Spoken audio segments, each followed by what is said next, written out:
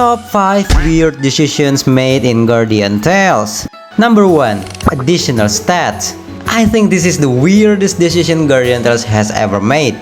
To me, this decision is equivalent to when Adam and Eve decided to eat the forbidden fruit. Holy shit, is it really that bad? Yes, just take a look at the system. Additional stats is one of the important things in this game, perhaps the most important one. If you don't have a lot of stats, your account is gonna be weak. But in order to get additional stats, you need to upgrade your heroes to 5-star, then you need to complete their awakening nodes. After that, you need to evolve some of your equipment to 5-star and your exclusive weapons to 6-star, followed by upgrading them to level 60.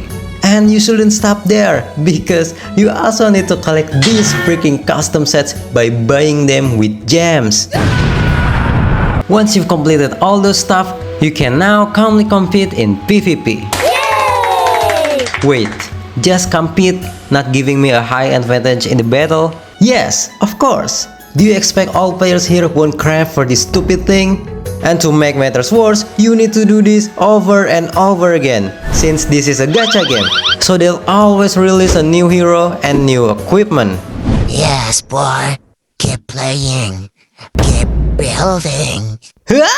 And I think this feature also reduces new players' motivation to play this game. Because what's the point of building their heroes if in the end they can't really keep up with the old players? They can only catch up to them when those players stop playing the game.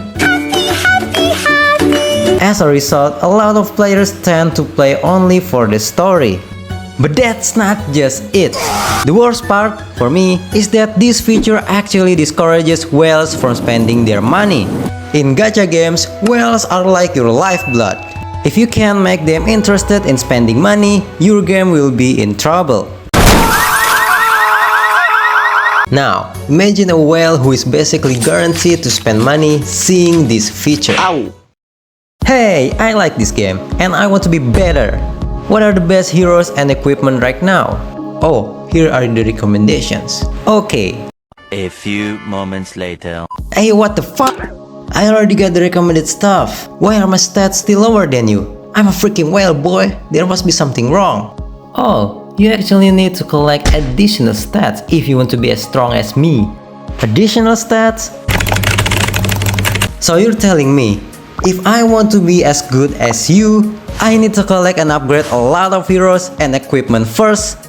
Yes. I'm out. So please tell me, guys, what's the point of this feature? The only thing I can think of is that it's a way to make you feel better after building a hero who turns out to be useless later on. Hey, at least you get some additional stats, right? That means she's not totally useless after all. No. Yeah, I don't think that's a good enough reason. This feature, in my opinion, was also one of the main reasons the difficulty spiked in story mode. The old players could clear World 11, Season 2 and World 19 easily because they already had many heroes and a ton of additional stats. While new players had a much harder time since they only had a few heroes and far fewer additional stats. That's why I freaking dislike this feature. I genuinely don't understand why they ever decided to create this cursed thing. Number 2. Monster Ranch. Oh man, their decision to make this obnoxious content is really beyond me. Let me explain why I dislike it so much. First of all, it doesn't fit the game's theme in my opinion. In Guardian Tales, we know that we, the players, are knights tasked with saving the world from destruction. That mission leads to us fighting invaders and enemies constantly. And that defines what Guardian Tales is for me. It's about awesome adventures and fierce battles. But what does this content want me, the knight, who's supposed to be stopping the literal apocalypse, to do? Take care of these burdens called pets. Bruh, I have aliens who want people of my planet to go extinct. Why the hell should I be taking care of these stupid creatures? Just throw them into the forest and forget about them. I don't fucking care. Number 3. Night-only gameplay in story mode. Honestly, every world in Season 2 has a good story, except for World 15. But there's one thing that really lets me down. The game forces you to use only knight in the main stages. I swear to God guys, every time I enter a battle as the knight, I just wish that I could skip that part. Like, can we just skip this part, please? The enemies are always in the same boring formation, unlike in the previous season. Knight's basic attack and chain skill can only hit one enemy, and his weapon skill can potentially hit multiple enemies, but you need to gather them into one spot first. Actually, Knight can hit multiple enemies when using his sword. Yeah, sure, but his attack range becomes short as hell, right? These things cause the battle between Knight and his enemies to become so boring that I start doom scrolling instead of actually playing the game. I run into the same issue in World 20 and the worlds after that, where I can only use one hero. There is no, intense feeling when entering a battle. If I compare how I feel playing World 19 versus the worlds after that, the difference is huge. In World 19, I get a nerve-wracking, bone-cracking feeling in the battle. It feels like the enemies are really threatening my life, and I must survive. Meanwhile, in the next worlds, the battles are just boring. Well, technically, you could just unequip all your equipment to make it more challenging, right? No. It only works in the boss fight, and I feel like I just wasted my time building this equipment. Though I actually understand why they made this decision. I think, as I explained earlier, newbies most likely couldn't beat World 19, so they decided to limit the heroes to 1. Again, due to the stupid additional stats. Number 4. Myth Evolution Update. Regarding this change, I didn't think it was a weird decision at first. When this update was announced, plenty of people complained that it would make resource gathering harder. But after doing some research, I realized it wouldn't actually be harder. If anything, it actually seemed easier. However, over time, I started to realize something was wrong. There was a disturbance in the force. Wait a second.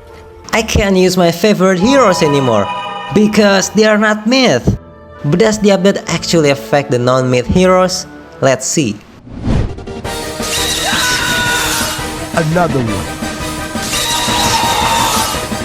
And another one. Man, fuck this. That was the time I realized the creation of Myth Evolution was actually a mistake, at least from my perspective. What mostly influenced me to finally realize this is the new hero Daisy. Holy shit guys, this hero is quite damaging the PvP camp. In Colosseum, my entire strategy has been reduced to whoever taunts Daisy first wins the match. The whole game mode now just revolves around Daisy's taunt. In the old Guardian Tales, I actually had to pay attention to my equipment, my team, and my positioning. For example, when fighting a Garam team, I had to make sure I had a Chili necklace equipped on Beth, so she'll be immune to the attack reduction debuff. For the team comp, I'll run full damage to melt Garam quickly. And for positioning, I'll use Karina as bait by placing her in front, while tucking the rest of the team behind her to give them the shortest path to the enemy.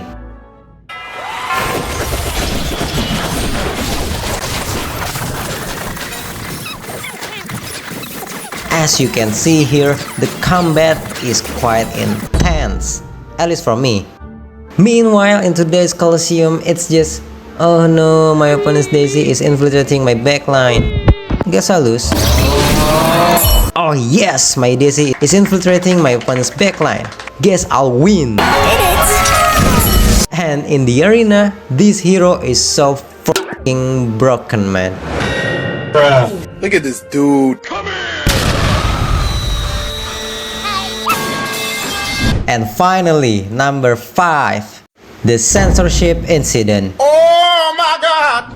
This happened years ago. The Guardian Tales devs decided to censor several heroes' designs to make the game more family-friendly.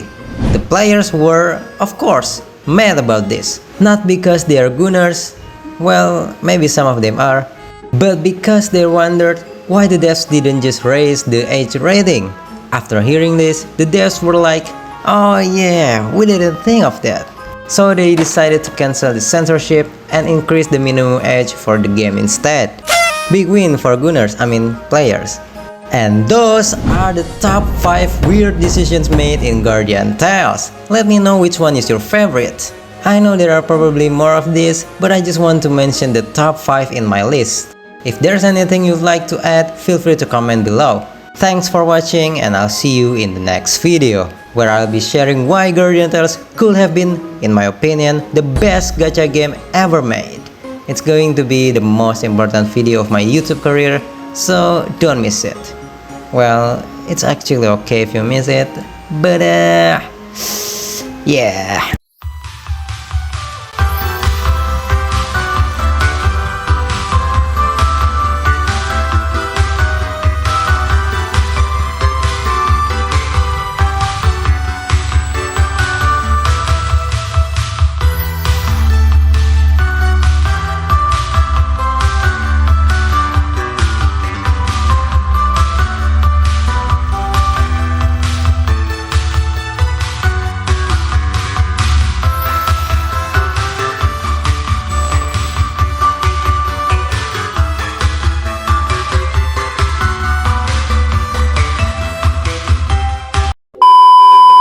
Fault by upgrading them.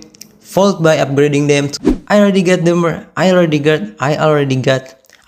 the more. Fuck.